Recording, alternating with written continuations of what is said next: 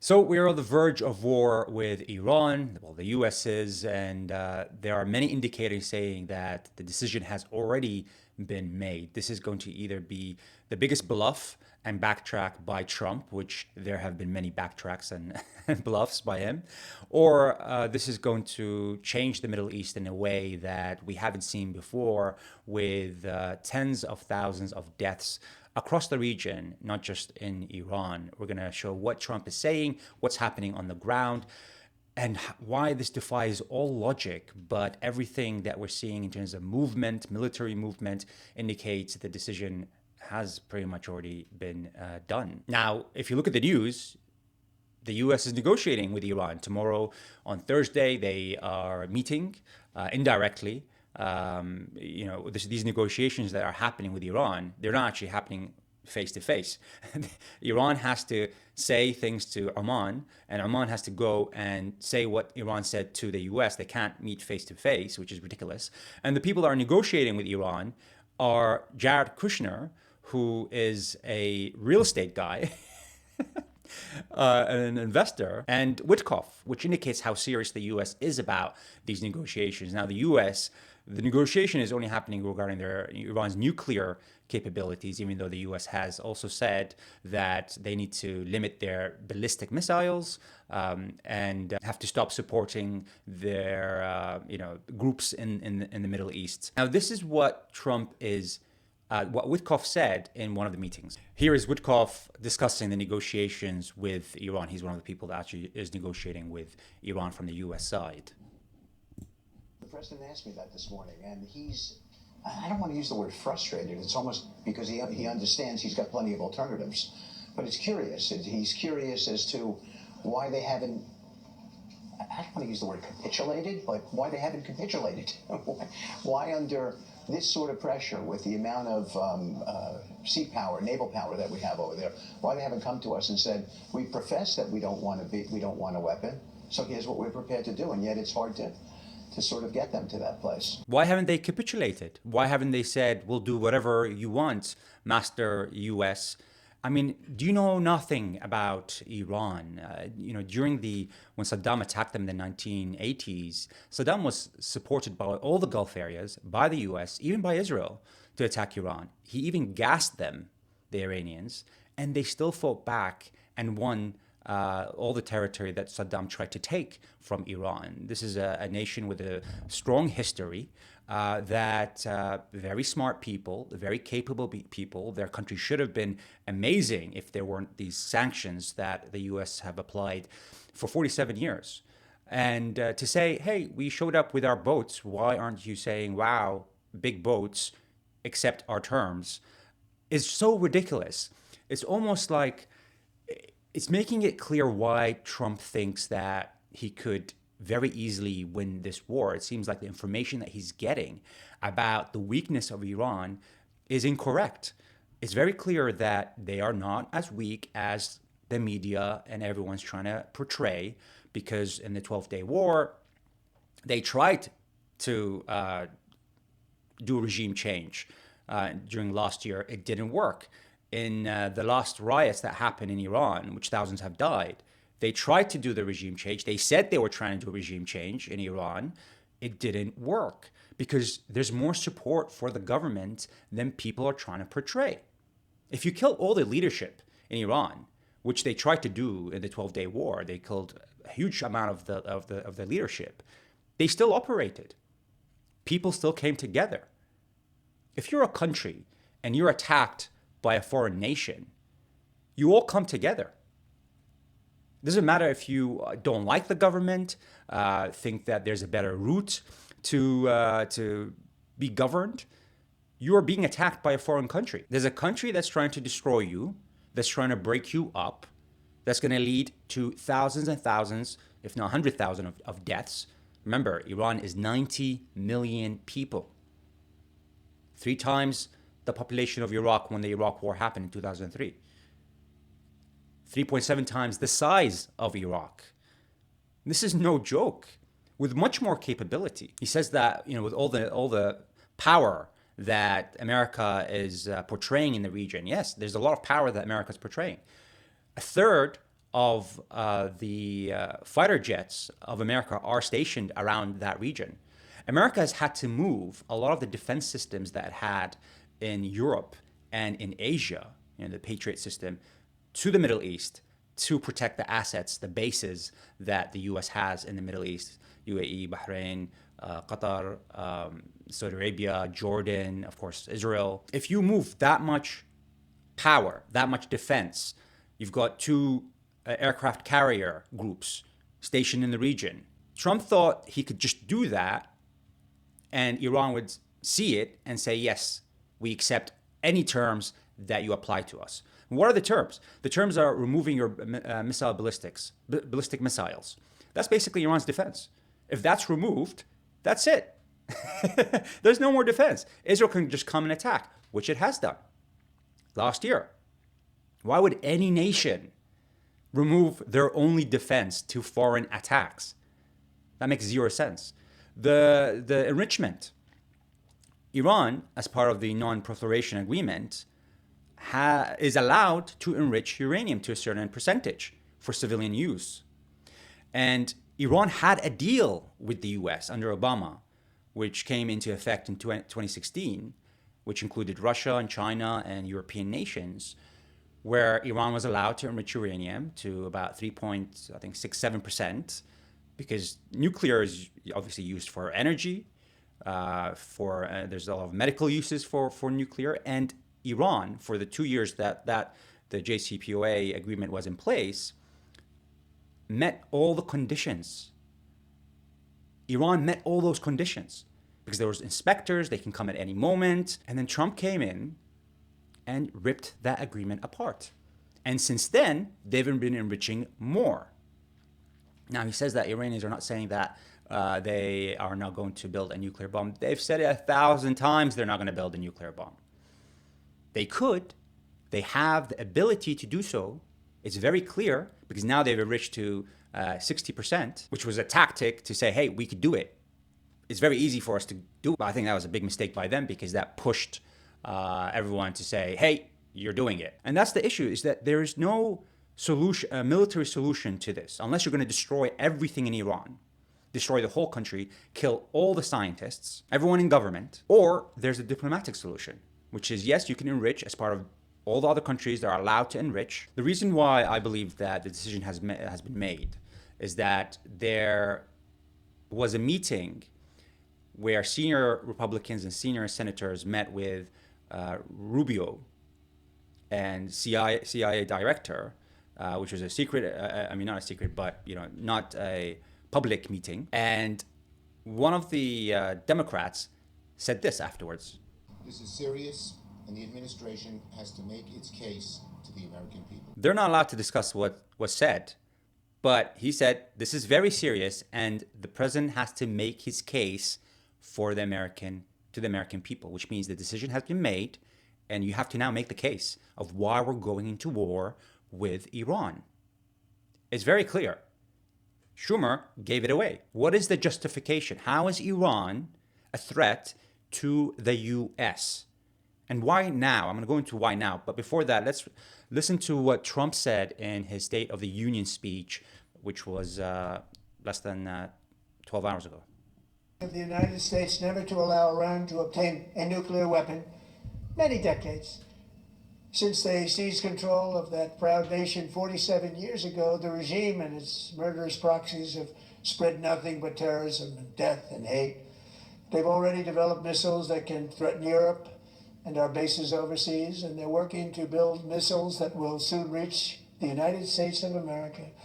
After Midnight Hammer, they were warned to make no future attempts to rebuild their weapons program, in particular nuclear weapons, yet they continue.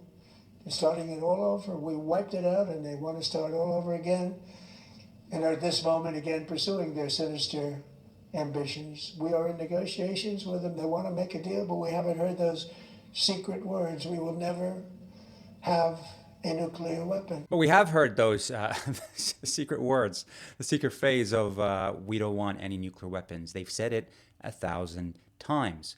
But then he goes on to say that they're building missiles that are going to attack Europe and America. He's making the case See, he's now making the case. This is why we're going to go attack the Iran, because their missiles are going to go all the way from Iran to the US. I mean, I don't know who believes this stuff. I don't know if he believes it. This is the information that he's been given by Israel. Because I remember a very similar script before the war in Iraq. The facts in Iraq's behavior demonstrate that Saddam Hussein and his regime have made no effort to disarm as required by the international community. Indeed, the facts and Iraq's behavior show that Saddam Hussein and his regime are concealing their efforts to produce more weapons of mass destruction. None of this should come as a surprise to any of us. Terrorism has been a tool used by Saddam for decades. Saddam was a supporter of terrorism long before these terrorist networks had a name. And this support continues. The nexus of poisons and terror is new.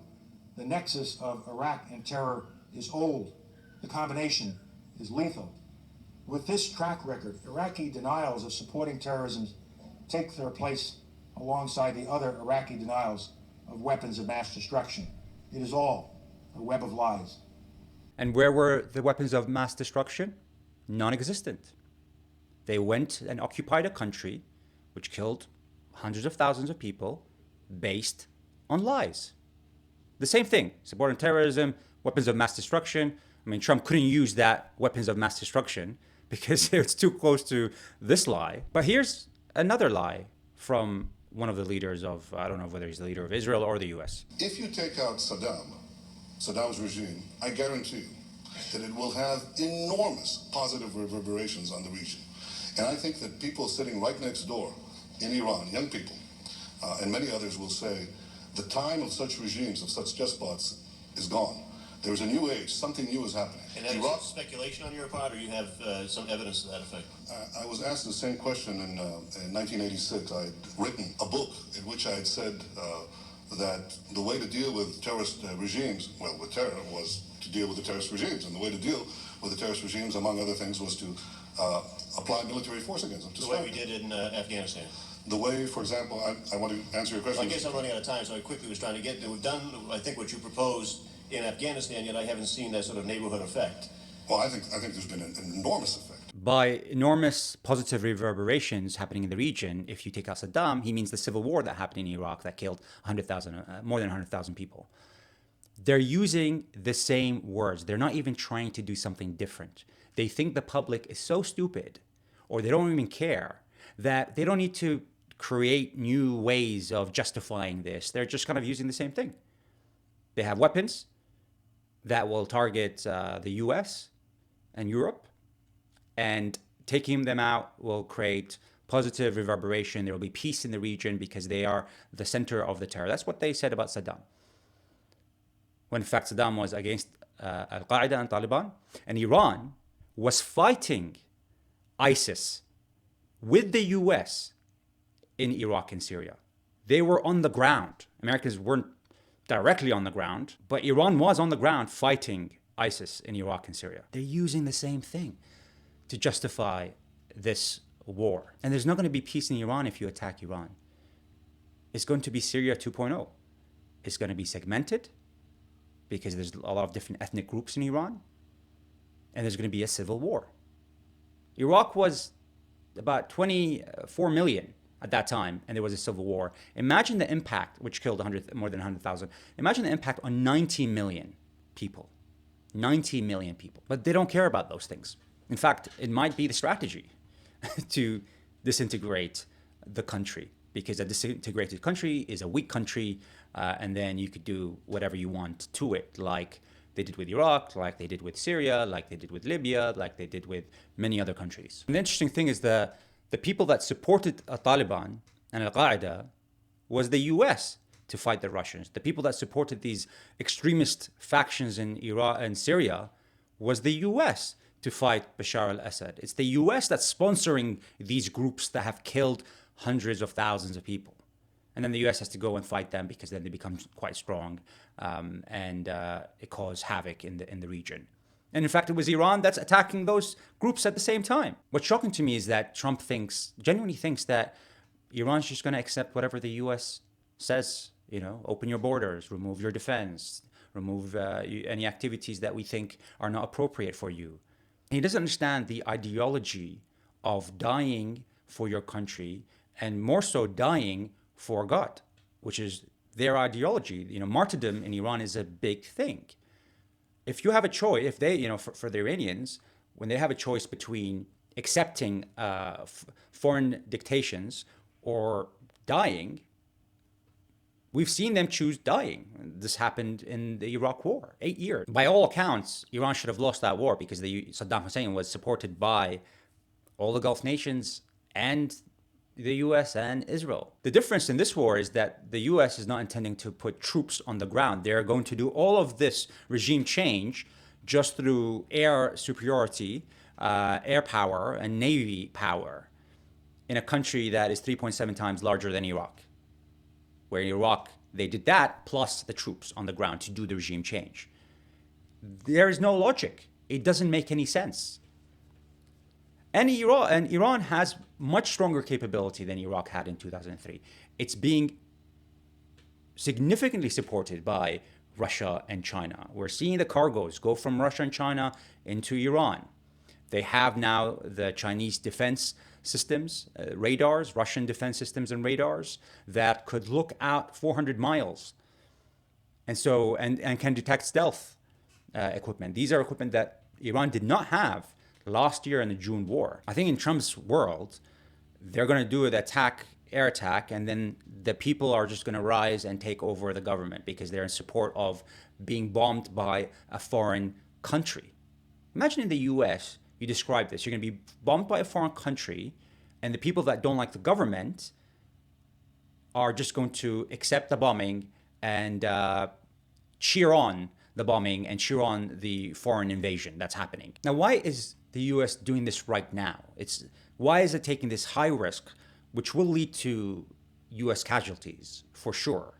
Unless, America has the secret weapon, the secret maybe alien weapon that could just neutralize big areas without any taking any casualties from Iran. We don't know. They might have that. Otherwise, if they don't have that, there's going to be a lot of casualties. And think about these ships and just there, like sitting ducks. There's the Abraham Lincoln. You don't have to, it's very hard to sink those ships, but just hitting them with hypersonic missiles, which Iran has many, thousands, would make them obsolete. The Gerald Ford, which is now in Israel, those guys have been on that ship for more than 9 months. The sailors have had to have their operations extended twice, to the point where the ship toilets are not even working. Here, the U.S. Navy's top superior USS Gerald Ford suffers raw sewage overflows during deployment against Iran. Footage from the U.S. Navy's newest supercarrier on February 24 has showed a major flood of raw sewage flowing through the ship, flowing persistent issues of clogged toilets and backed up sewage. This is what happens when your ship has been on duty for more than 9 months, because this is the same ship that was, which is the biggest ship, by the way, in the world, aircraft carrier. This is the same ship that was surrounding Venezuela during the capture of Maduro. And they had to quickly, instead of it going back home for maintenance, quickly send it to Israel, because it's clear now that they want to initiate that war. So they don't even have toilets in that ship. But Trump thinks that this is going to be so easy to do that it's just going to be a couple days and then the ship can go back home. But of course, it's not going to be a couple days. This is going to be likely to be a prolonged war. And the US doesn't have enough defense systems to protect the region from Iran's ballistic missiles if U.S. attacks Iran. We saw that in the 12-day June war. Why did Israel stop the attack that it initiated on Iran out of the blue while Iran was negotiating with the U.S. on their nuclear capabilities, and it killed the negotiating team, Israel did? Why would they stop the war? They stopped it because Iran, first of all, used all its old missiles to use up the defense missile capability of Israel and the US. And during that 12 days, 25% of the THAAD systems, which is one of the systems that, the THAAD missiles, which is one of the missiles that the U.S. uses to protect against other missiles coming in, 25% of it was used during those 12-day war. And that takes years to create enough production to replenish those missiles. Reports are indicating that the U.S. has about 5 days of defense capability to protect the assets that it has in terms of missiles to shoot the other missiles. But the hypersonic missiles that Iran has, which it showed its capability during the 12-day war, because as the days went by, they started using more of those new generation hypersonic missiles, and the THAAD system and the Patriot systems could not take down those missiles. Those missiles were landing on Israel. That increased as the days went by. And Iran hasn't even used its newest generation of missiles. That is why Israel stopped the war after 12 days. Why would you otherwise stop the war that you initiated and you killed all the leadership and you took them by surprise, stop it after 12 days? Because they couldn't defend Israel. So this is, by all accounts, dangerous for everyone involved, even Israel, unless they have a secret weapon, unless Israel and the US have a secret weapon that we don't know about, which is making them confident, or, which is the more likely scenario, the information that's being given to Trump is bull, in the same way that they did with Iraq. Just do it, it'll be easy, everyone's going to come together, everyone's going to go against the government, there's going to be peace in the region, that's the axis of evil, you remove the axis, there's no more evil, there's only good, la la la la, teddy bears and rainbows. I don't know what world, these guys live in. And even the general military, the US general military is now indicating there's going to be some issues. We know about this, by the way, because it was leaked. So President Donald Trump has lashed out at reports that his top military advisor has urged caution on airstrikes against Iran, saying the general believes it would be easily won. That's what Trump is saying, that the general said it's easily won. But the leaks say otherwise. Chairman of the Joint Chiefs of Staff, Air Force General Dan Caine, has warned that strikes against Iran could be risky, potentially drawing the U.S. into a prolonged conflict. General Caine has reportedly cautioned that a military action could have repercussions across the region, potentially including retaliatory strikes by Iranian proxies or a larger conflict that require more U.S. forces. Trump said, fake news. Now, it's likely that it's leaked by this general, because just to kind of say, hey, look, I told him so when this goes really bad. I told him so that there's going to be issues, but he said it's going to be easily won. And this tells me that he is getting his information about how weak Iran is from Israel. And we've seen before, Israel has lied time and time again about this because it wants this war with Iran. Its last main enemy, which when Iran's going to go, then it's Turkey, as has been indicating a lot by them. But for now, it's Iran. That's the threat. And so they are giving whatever information is required, likely to be the case, to Trump. And we've seen them do this before. Last year, Tulsi Gabbard, the director of intelligence, said that that Iran does not have a nuclear bomb, is not working on a nuclear bomb. And Trump said to that, when reporters brought it up, he doesn't care what she says. If you don't care what your director of intelligence says, then who do you care about in terms of information? Well, what Israel says. This is what she said in March 2025, before the June 2025 war between Iran and Israel, US. The IC continues to assess that Iran is not building a nuclear weapon, and Supreme Leader Khamenei has not authorized the nuclear weapons program that he suspended in 2003. The IC continues to monitor closely if Tehran decides to reauthorize its nuclear weapons program. To that, Trump said, I don't care what she said, and then he gave the okay for Israel to attack Iran, and then the US did attack Iran itself. Now, why is the US doing this right now? There's a couple of reasons. One, because Iran did decide to become closer to Russia and China after the protests, which then followed by riots that happened in December and January 2026, last month. And because of the riots and the clear infiltration of trying to sabotage the protest that happened, with the US saying that we're kind of behind it, really. They pretty much said that. They are now buying a lot of weapons from Russia and China. They entered into a trilateral agreement with those where there's going to be a lot more, there was a lot of economic participation, collaboration together, but now there's going to be a lot of intelligence and military collaboration before, because for Iran, obviously, they're thinking there's no way we're going to have better relationships with the US and Europe if they're treating us like that and they're bombing us and they're killing our military and leadership figures. And so we have to go east instead of west, and that's what they're doing. And every day, Iran is going to become stronger and stronger because it's having more training and more weapons from those regions. But Iran by itself has a lot of military capability, which we saw last year. And the production of those missiles are only going to increase now. Plus drones, they have one of the best drones capability. In fact, they're so good with their military capability that one of the reasons why they have good drones is because they brought down a US drone. Basically, there was a US drone in Iran, and they intercepted that drone and kind of hacked it, and then the Iranians landed that US drone down into Iran and basically reverse engineered it. That's how capable they are, and that's who we're dealing with at the moment. And so every day they're going to become more powerful and have better training. China's giving them a lot of intelligence on what's happening in the Middle East.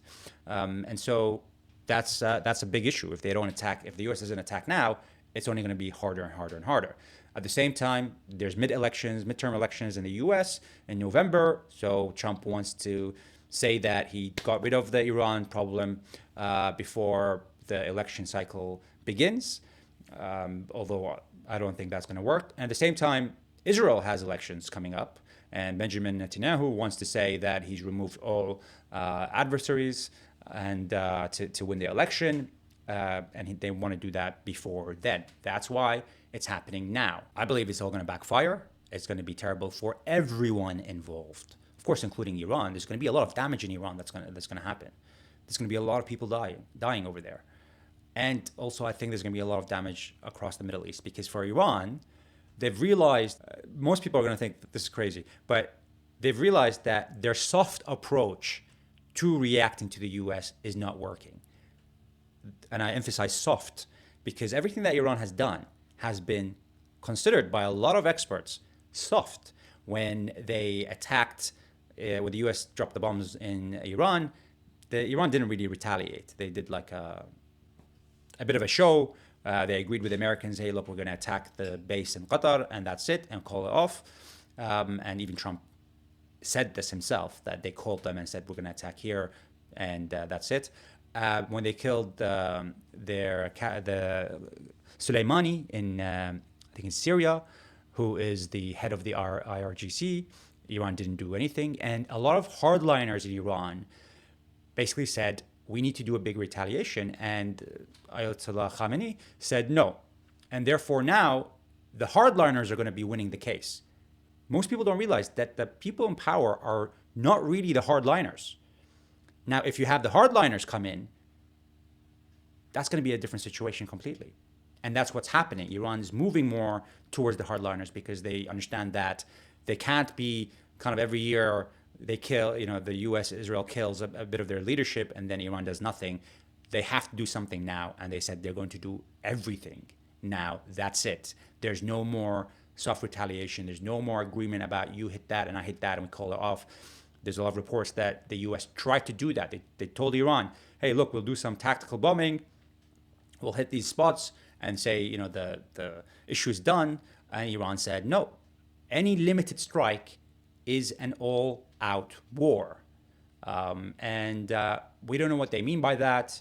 They've said they mean attacking all the bases in the Gulf area, attacking Israel because they feel like it's Israel who's pushing for this war, not the US. And it's not going to look good. I hope common sense arrives any minute now. The negotiations will work, even though there is no chance of them working. And I hope there's not going to be any deaths, although I don't see that happening.